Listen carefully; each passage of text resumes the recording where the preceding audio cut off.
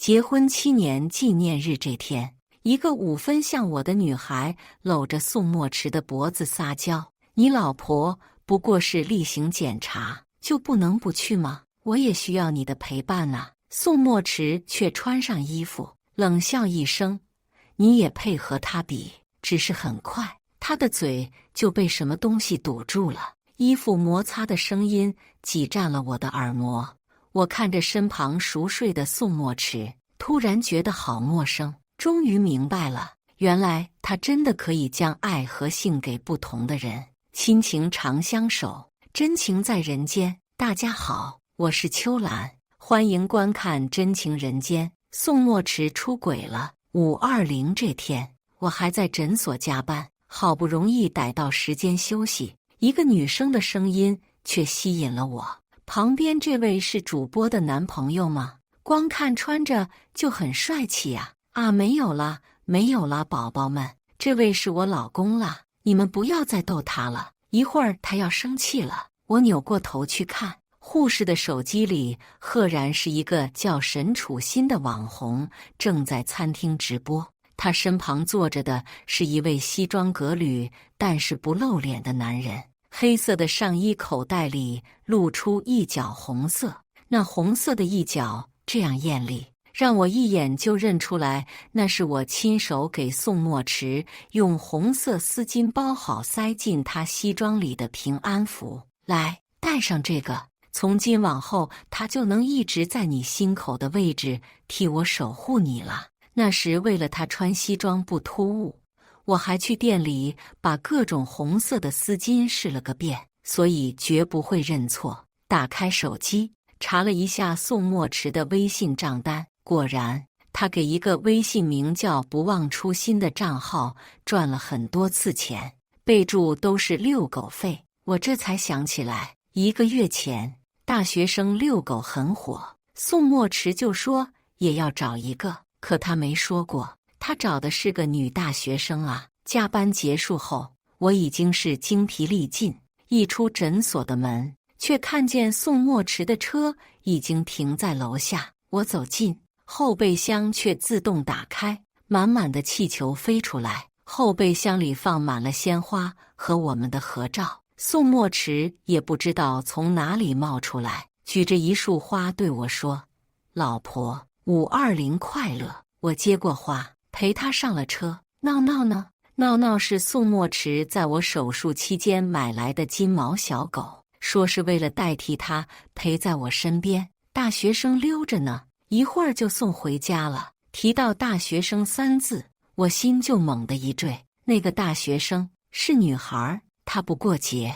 我认真地看着宋墨池的眼睛，无比期待他说出实话。可是宋墨池只是为我系安全带的动作稍有迟疑，片刻后他又扣上安全带。怎么可能？是男孩，还找不着对象呢。要不你给他介绍几个护士吧。宋墨池捕捉到我脸色的变化，连忙道：“怎么啦？加个班闷闷不乐的，要不我带你去吃好吃的？”我强颜欢笑道：“刚刚我接到叶瑾电话，她老公出轨了一个女大学生，哭得伤心。叶瑾是我的闺蜜，我说的也确实是事实。不过叶瑾并不是真的伤心，相反，她欢天喜地的离婚，去马尔代夫旅游去了。好啦好啦，男人堆里总有败类，不必为他这种人伤心的。”我看着他胸口那半截红的几乎要沁出血来的红色丝巾，一字一句地说道：“要是你以后喜欢上了别人，你一定要告诉我，别骗我。”他的表情一下变得凝重，片刻后又恢复嘻嘻哈哈的神色。“那当然啦，我会对老婆永远真诚的。”他说这句话时，和10几岁的时候并无分毫变化。我实在是不能接受，眼前这个任何密码都对我单向透明，连短途出差都要跟我报备起飞落地时间的男人，竟然也能如此从容地说出言不由衷的话。回到家之后，宋墨池洗漱完就睡着了，我几乎是毫不费力地用我的生日就解锁了他的手机。照他说的，我们之间没有秘密，或许以前是吧，大概是这么多年我都没查过他的手机，所以他也从来不设防。微信置顶里第一就是不忘初心，还有2条未读。今天的烛光晚餐没吃完就逃跑了，罚你下次陪我一整个周末。我点进去，发现他们自从因为遛狗联系上开始，就经常有来有往的聊天。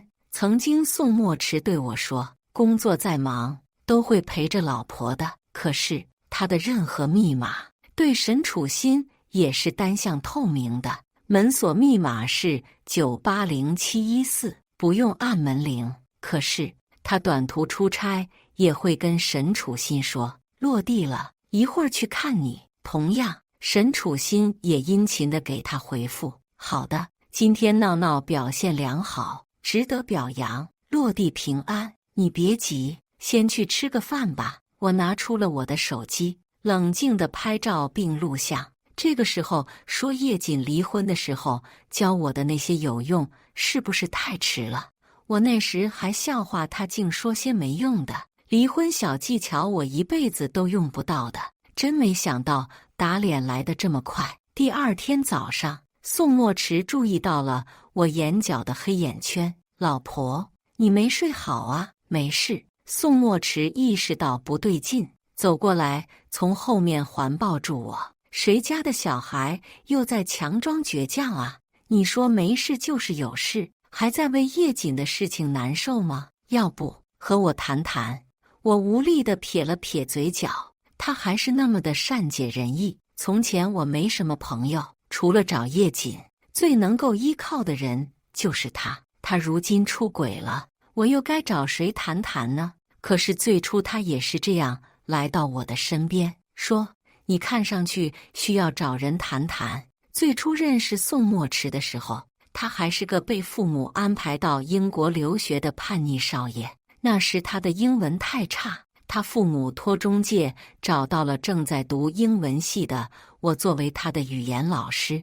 你非得每节课都要录视频吗？我父母不会看的。少爷，不管你怎么看，这是我的工作。那时的我家境并不在他之下，要不是他父母和我父母关系不错，我是万万不愿意来的。可是好景不长，一通越洋电话打过来，我妈告诉我，我爸欠了50万赌债，已经跑路了。至于我在国外的日子，看来也不能继续下去了。挂完电话，我哭了半个小时，可是还是若无其事地回到了宋墨池的公寓继续上课。这可能会是我们最后一次上课了。老师，我刚刚听到你打电话了，你不觉得你需要找个人谈谈吗？我不需要。来嘛，你进我的卧室，我在门外听着你说，就像在告解释给神父忏悔自己的过错一样，好不好？相信我，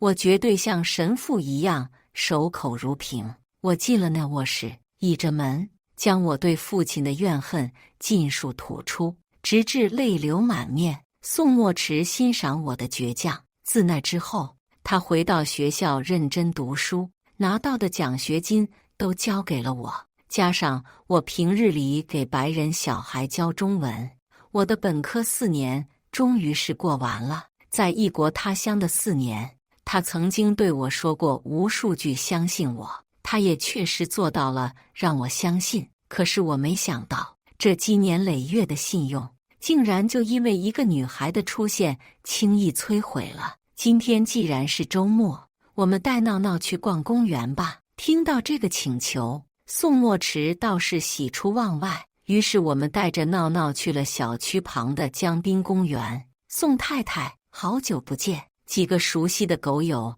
朝我打招呼。我们转了一圈，闹闹很快就开始在地上排泄。我正想处理，却没想到闹闹竟然在我的脚上尿了一泡。我本能地避开，周围的人都笑起来，说小狗和我是不是生分了？宋墨池则眼疾手快地用矿泉水瓶冲洗了那片区域，又找车里的备用拖鞋给我换上。哎呀，宋太太，你老公对你可真好呀！一个认识的老太太说道。我只是盯着那被尿浸湿的运动鞋出神，而闹闹还在一旁对着我嬉皮笑脸的哈气。男人的出轨尚且还遮遮掩掩，可是小狗的背叛确实那么的明显。我依稀记得沈楚新最后发来的信息说，要罚宋墨池周末陪他。我凑近在车子里拿毛巾的宋墨池，只听到他在电话里柔声安慰着什么。我今天一定会去的，好不好？我都答应你了，相信我。或许是宋墨池发现了我的存在，他摇下车窗道：老婆，我公司有点事，得去加个班。我看向远处还在疯跑的闹闹，心里隐隐不安。一定要现在去吗？我一个人拉不动闹闹。宋墨池没有太多犹豫，将牵引绳放到我的手中。没事，闹闹，你还不明白吗？他可舍不得凶妈妈。我鼓起勇气接过那牵引绳，走到闹闹身边，试图安抚他的情绪。但我太久没带他出门，带牵引绳的动作有些重了。闹闹一下子就发了脾气，在我的手上咬了一口。成年金毛的咬合力是惊人的，我的手很快就血流如注，好疼，好疼。刚回到国内时，宋墨池被要求子承父业，也开始物色结婚对象了。至于我，并不在宋父宋母的考量范围里。宋墨池为了这事，一直不去公司入职，以整日飙车作为反抗。我劝他也没用，直到有一天，他和人赌车赌输了，被丢在半山腰上回不来。我来到山上，开着的不过是最简单的大众。飙车党看热闹不嫌事大，仗着人多不想让我们走。那是宋墨池唯一一次发了狠，他要求要用我开来的大众再比一次下山路线，如果赢了就放我们走。飙车党头子来了兴趣，下山路线最是危险，不如你女朋友坐我的车，我女朋友坐你的车，这样就不至于作弊撞车了吧？闻言，他的女友向后缩了缩，我却站出来道：我答应你。那场赛车刚开始还是飙车男占优势，但是很快宋墨池就反超了。飙车男一心急，疯了一样的踩油门，最终出弯速度太大，整辆车侧翻。那时我整个人被压在车下，第一反应是宋墨池没事就好，可是我现在只觉得好疼。待宋墨池回到家的时候，我已经收拾好了所有的行李。我瘫坐在客厅中央，看着那台 CCD 出神。老婆，好端端的怎么把这个翻出来了？这台 CCD 是在我车祸之后买的，那时候他父母刚刚松口同意了我们的婚姻，宋氏就破产了。幸而我和他都不是很挑的人，找叶瑾用这个 CCD 拍了我们的婚礼录像，拍出来的效果超级模糊，像老电影。可是我们真的特别爱看，我还特意去查了残片的意思，指的是过时的老电影。或许宋墨池在和我结婚的时候是真心的，可是时间已经过去太久，这真心也和这录影带一样成了残片。要一起看吗？宋墨池知道我喜欢回忆婚礼，就答应了。可是 CCD 里的婚礼视频已经放到了尾声，下一个视频是一个几十厘米高的地面视角，镜头对着白花花的床单，看不清人，只听得清晰可见的对话。你老婆不过是例行检查，就不能不去吗？我也需要你的陪伴啊。宋墨池却穿上衣服，冷笑一声：你也配合他比？下一秒，衣服摩擦的声音伴随着 CCD 的震动响起。宋墨池不愿再看，他啪的一声将相机摔掉。老婆，你听我说，这件事不是你想的那样。他的脸色变得惨白。我知道，他一旦遇到局势不利于自己的时候，就会开始脸色发白。他总说不会在我面前撒谎，可是我知道，一切只在我愿不愿意陪他演戏而已。而这次，我是真的不愿意再陪他演了。捡起 CCD， 我冷静地开口：“你还记得吧？这是结婚纪念日那天，你说你要先把闹闹接回家，下午3点一定来陪我检查。没想到时间这么紧迫，还有时间和他温存。”我掀开腿上的长裙，露出了扭曲撕裂的疤痕，都是那场车祸留下的痕迹。术后的整整半年，我都像个破布娃娃一样躺在病床上站不起来。即使经过了整整7年的复健，我的身体已经变得和正常人一样可以行走，可是这些疤痕始终留在我身上。为此，宋墨池一直很介意，给我买了只小狗解闷，又每逢复查必定陪同。我还记得宋墨池将闹闹第一次带到病房里的时候，他将一个微型的相机挂在闹闹胸带上，说：“好啦，以后你想我的时候，就多对着摄像头笑笑，我会看的。”我的视线又转回宋墨池，闹闹的脖子上有摄像头，你都忘了吧？见他不回答，我摇了摇头：“我们离婚吧。”离婚2字在宋墨池心中点起了火焰。玉思薇，没必要弄得那么难看吧？沉寂了一会儿的宋墨池用平时那种应付客户的嘴脸对我说道：“我已经很爱你了，为什么你还要计较这些？”我没打算理会他说的话，不屑一顾道：“很爱我，那为什么还要出轨？”宋墨池被我戳到痛处，不再回答，闭上眼睛。片刻后，他将 CCD 中的内存卡拿出来折断：“无论你怎么想，我是不会接受离婚的。”随即，他又将我拥在怀中：“我们不能分开，老婆，我这次真的是一时糊涂了。我保证从今往后都不会再和那个女人联络了。”说罢，他将手机里关于沈楚欣的联系方式拉黑，保证自己再也不会了。叶瑾说，男人面对出轨都会有嘴硬服软、威胁3件套，那现在应该是到了威胁阶段。我面对他可笑的行径，语气依旧冰冷：“你要是不愿意的话，那就法庭见吧。”宋墨池笑了：“诉讼离婚，且不说你现在离婚要预约，就算现在去民政局，还有离婚冷静期。你以为你能这么轻易甩掉我？如果换作从前深爱宋墨池的我，也许此刻我会崩溃大哭吧。可是我在被闹闹咬伤之后，将闹闹的摄像头取了下来，将里面所有的视频都看了一遍。此刻的我内心既不能，也不会有什么波澜。宋墨池却没注意到我的变化，他大概还以为我真的是被他的一番话吓到了。哄了我一会儿之后，就说要去厨房给我做一顿大餐了，而我则趁机溜到了书房，给老同学打起了电话。既然不能和平离婚，那我只有撕破脸皮了。宋墨池这些年一直以为我名校毕业不过是一个标签罢了。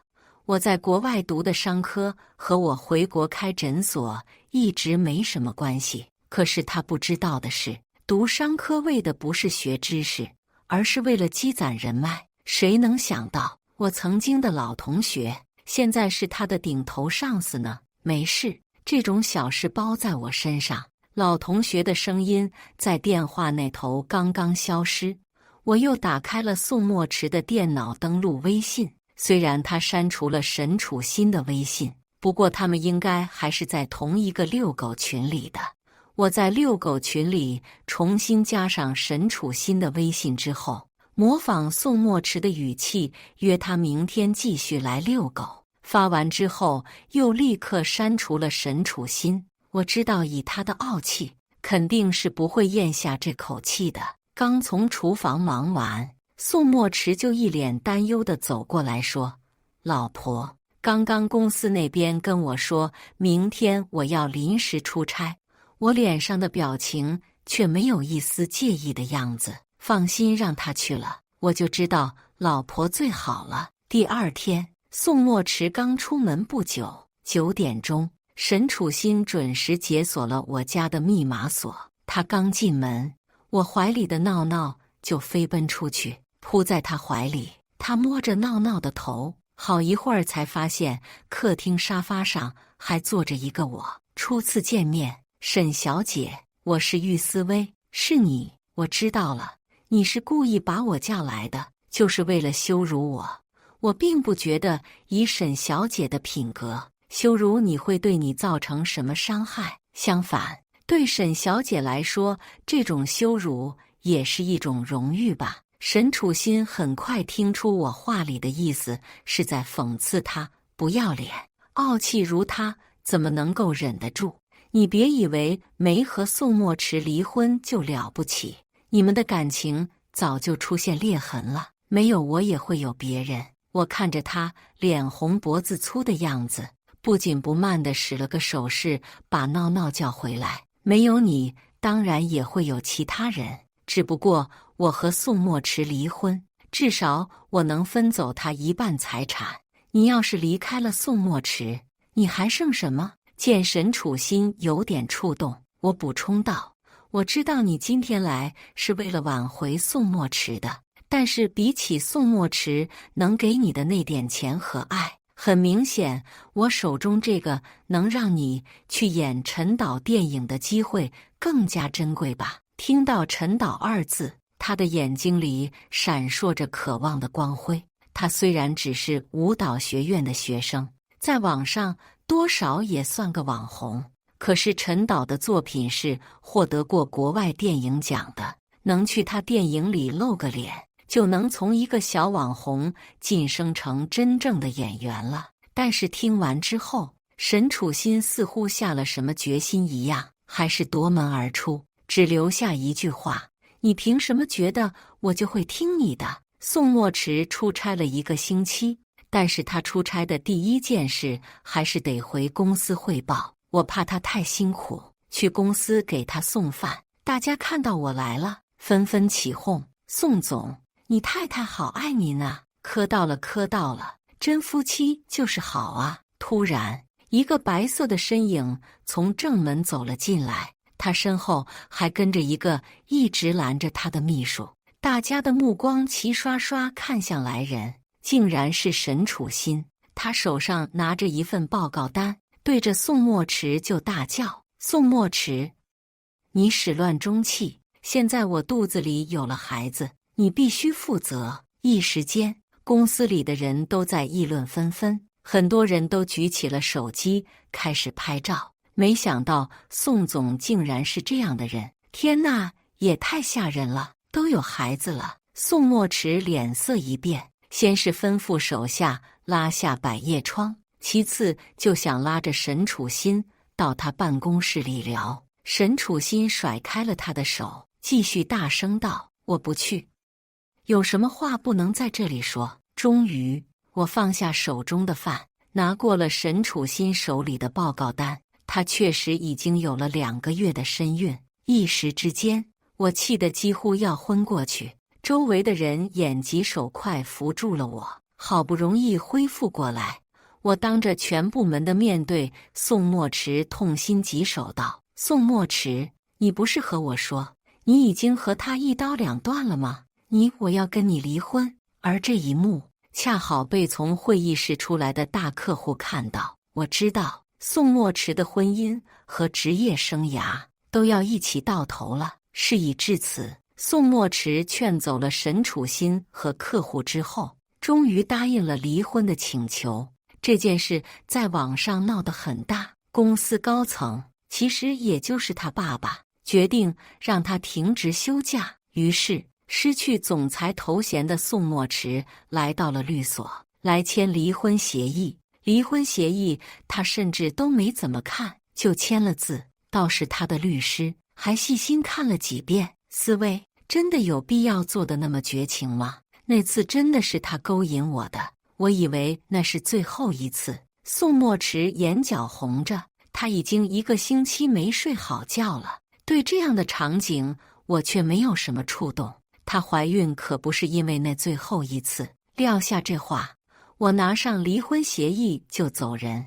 不知道他再看一遍离婚协议，能不能看出来他出差这段时间我做的努力。签完离婚协议，楼下咖啡厅里，沈楚心早就恭候多时了。分了不少钱吧？沈楚心讥讽道：“真是个狠心的女人。”我坐下点了一杯卡布奇诺，腹诽道：“狠心？要不是这次出差，我还查不到他这么多年一直都在悄悄地转移婚内财产。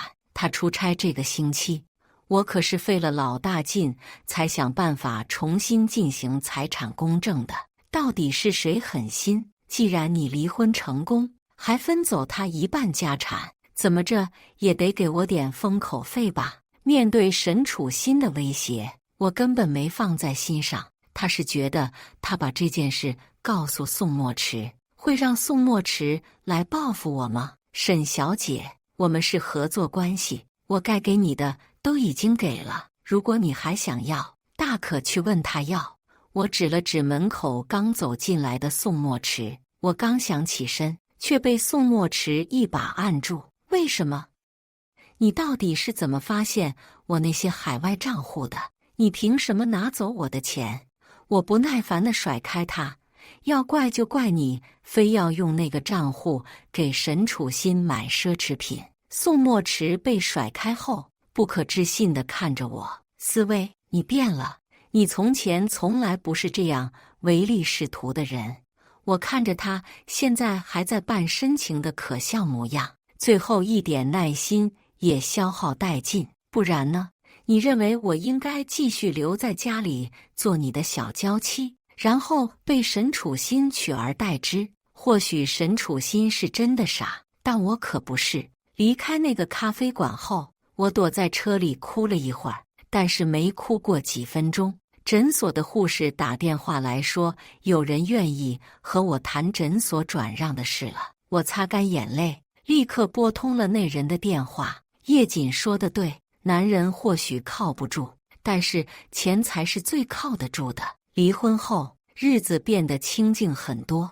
我把诊所和从宋墨池那里分来的财产都变现了，开了一家自媒体公司。他其实不知道，我在国外读的是双学位，还学了一门编导，也是在这门课上认识了很多电影圈的人脉。沈楚心演了陈导新片里的一个被校园霸凌的白月光角色，很快一炮而红。不过他同校的学生眼红，很快就扒出了他以前和宋墨池的那些事，一时间他的风评从顶端低至谷底。所以当他出现在我新公司的那天，我并没有多惊讶。我要你用你们公司的公关团队帮我洗白，否则我会找宋墨池，告诉他我们联手的事情，让他搞垮你的公司。我百无聊赖地摆弄起了我的手机，装作很苦恼的样子。我帮你洗白，那宋墨池的孩子怎么办？沈楚心摸了摸自己的肚子，这个你不用担心，这孩子不是宋墨池的。不过我找这个冤大头要了一大笔钱打掉了。听到他这么轻易就都说了，我对着桌面上的手机轻笑道：“宋总，你听到了吗？”我举起手中的手机，上面显示着通话界面，和我通话的不是别人，正是他口中的冤大头宋墨池。那天之后，沈楚心更多的黑料也被扒出来，什么艺考作弊、做网红、早期在外网擦边卖写真，全都出来了，真真假假。但毫无疑问的是，他的演艺之路彻底断了。这些都是宋墨池告诉我的。他说不能这么轻易就放过沈楚心，于是他又引荐沈楚心去帮圈内的金主。但是沈楚心的演技也摆在那里，他终究拿不到一些太好的资源，他只能在一些烂俗恐怖片里演一些花瓶角色。宋墨池似乎知道，对我说任何复合的话我都不想听，但是只要一提沈楚心的近况，我就很感兴趣，因而他更加喜欢上了折磨沈楚心的滋味。又是一年我们的结婚纪念日，我正在为我们公司寻找新的拍摄场地，到了影视基地里面，却听到另外一个片场传来了砰的一声，尖叫声和喊声此起彼伏。一个白裙子的女生从火场中被抬了出来，她身上大面积都被烟花烧伤，看上去十分恐怖。我通过她的衣着勉强辨认出来，这是沈楚心。在一片火光和救火声中，宋墨池不知道什么时候出现在我面前。思薇，你看到了吗？思薇，这样我们是不是就能够重新在一起了？我现在就向你求婚，我们就当什么都没有发生过，好不好？他越说越卑微，甚至跪下拉着我的手。我甩开他的手，在他脸上留下一个响亮的耳光。他很明显被打懵了，眼里的怒火几乎要溢出来。不是你打电话让我听到沈楚心的话，让我毁掉他，这样我们就能重在一起了吗？我哼了一声，我从来没说过，一切都是你的一厢情愿罢了。我现在才发现，其实他这么多年虽然伪装得很好，人前似乎真的担得起宋氏总裁的重任，但是本质上他还是一个睚眦必报的小人。出了事不打算解决问题，而是解决出问题的人。我看最应该解决的就是他本人吧。很明显，宋墨池的耐心已经到了极限。思薇，你到底还在闹什么？你已经拥有了我所有的爱，你还想要什么？我爸妈这么多年都是这样相安无事的，为什么你就不能呢？我此刻的表情冷若冰霜。可能我们家教不一样吧，我从来不管我们家保姆叫妈。可是想到这么多年的情谊，忽然间我的情绪又涌了上来。早知道你是这样的人，我一开始就不会和你结婚。宋墨池却跪在我面前，言辞恳切。已经太迟了，思薇，这一切已经发生了，现在阻碍在我们中间的人已经没有了。我们为什么不能重归于好呢？明明你一直需要我的照顾，而且我爱的人只有你。我看着他可笑的姿态，心里翻起一阵恶心。你错了，我从来都不需要你的照顾，而且你最爱的也不是我。几天后，沈楚心烧伤的事就上了新闻，不过报道都只着重写片场消防检查不合格，忽略了人为因素。但是我确实明白了，对于宋墨池来说，他最在意的人只有他自己。他曾经对沈楚心那么好，现在不也是弃之如敝？既然他最爱的人只有自己，那我势必要让他失去对他最有利的因素。既然他说他爸这么多年都是这么过来的，也就多亏他提醒我了。当晚，宋氏总裁，也就是宋墨池的好爹，穿着一身浴袍惊现某网红直播间的事冲上了热搜。宋氏集团的股价大跌，那些股东一个个如同无头苍蝇一样抛售了手里的股份，自然就让我捡了漏。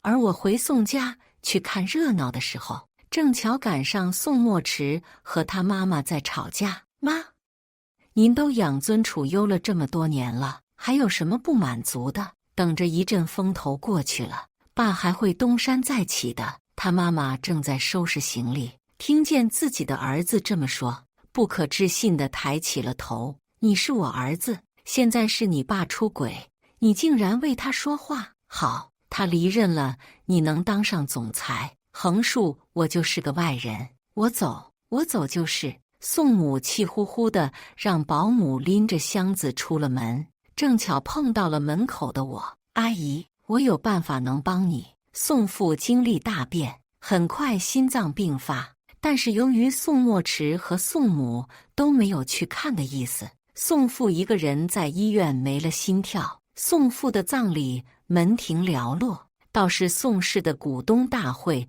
座无虚席，因为宋父去世，总裁一位暂时空缺，他最强劲的对手还是副总裁。这位副总是爸爸的老合作伙伴了，自然持股不少。即使宋墨池继承了他父亲的股份，但是也不能和副总裁相提并论。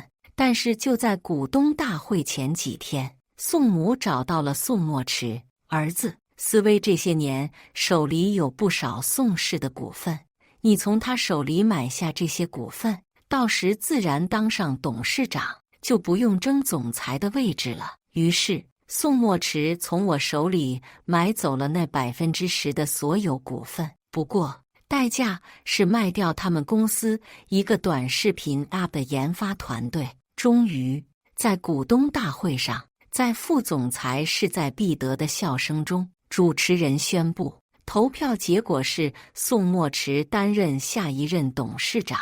在喧闹声中，副总裁疯了一样的扑向宋墨池，不过很快就被保安带出去了。你卖掉了视频项目，你疯了，那是宋氏的命脉。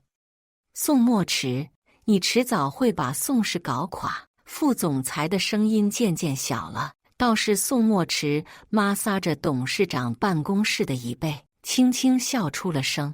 我从股东大会的会议室一路跟出来，看到宋墨池沉迷在权力巅峰的样子，心想是时候了。思威，你说小池什么时候才能发现宋氏那堆烂账呢？快了吧，我看审计部门已经要上门了。在那天门口和宋母见了一面之后，宋母也通过我的帮助轻易离婚了。作为交换，他诱导宋墨池卖掉了视频啊，而我们公司的短剧也终于找到了渠道，在 S 视频上播放。而与此同时，宋墨池正在他的办公室里接受审计的调查。你好，这个柜子请你们打开，我们需要调查。宋墨池叫手下打开，但是手下却说，这个柜子一直都是之前副总裁在管的，钥匙我也不知道在哪里，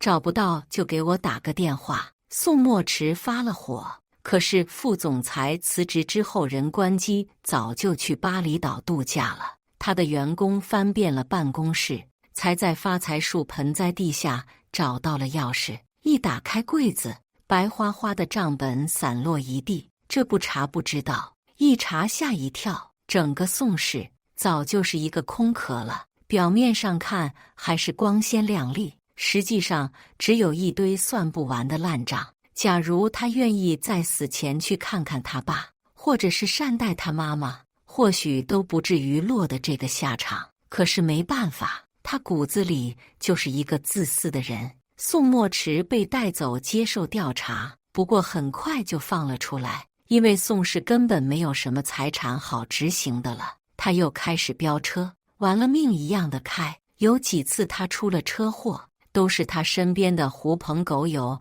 打电话给我，我只回了一句话：火化找殡仪馆。终于，他的朋友也受不了他的颓废。当我得知他一个人飙车，整辆车侧翻在山头的时候，第一反应竟然是他会不会体会到和我当年一样的痛楚。因为他写的紧急联系人是我，医生联系到了我，我用他的卡给他交完费之后，来到了他的病床前。医生说他只是轻微擦伤，连住院都不用，甚至病号服都没换，还穿着他最喜欢那件西装。见到我来，他喜出望外，差点从床上蹦起来。思威，你来看我了，我就知道你放不下我。我很快按住了他那张嘴，示意他不要说了。我来是为了拿回属于我的东西的。我看向他西装口袋那一抹红，他很快警觉，伸手护住了那一角。你要干什么，思威？不要，能不能不要连你留给我的最后一点念想也要夺走？我拍开他的手，取出那被红色丝巾好好包裹着的平安符，摩挲着那已经有点褪色的边缘，平静地说道：当年我一路3叩9拜上山，为你求得这个平安符，是希望你年年岁岁平安如意。现在看你这么不想活命，看来留着也没什么用，转手就将那东西丢到垃圾桶里。宋墨池顾不得自己还在输液，就上来捡。我用脚将拿垃圾桶踢远，不给他一点机会。他看向我，眼里似乎有泪。思薇，你当年是不是很后悔救我？我将那垃圾桶里的垃圾递给护手丢掉，摇头道：我并不后悔，该发生的都已经发生了，是我被你那可笑的偏爱蒙蔽了。不过既然我选择了和你结婚，我也接受现在这个结局。倒是你，现在还像个小孩一样哭闹，接受不了的人明明是你。有胆出轨，没胆遭报应。他愧疚地低下了头，一会儿又开始扇自己的巴掌，求我原谅他。我没再看他荒谬的动作，选择了转身离开。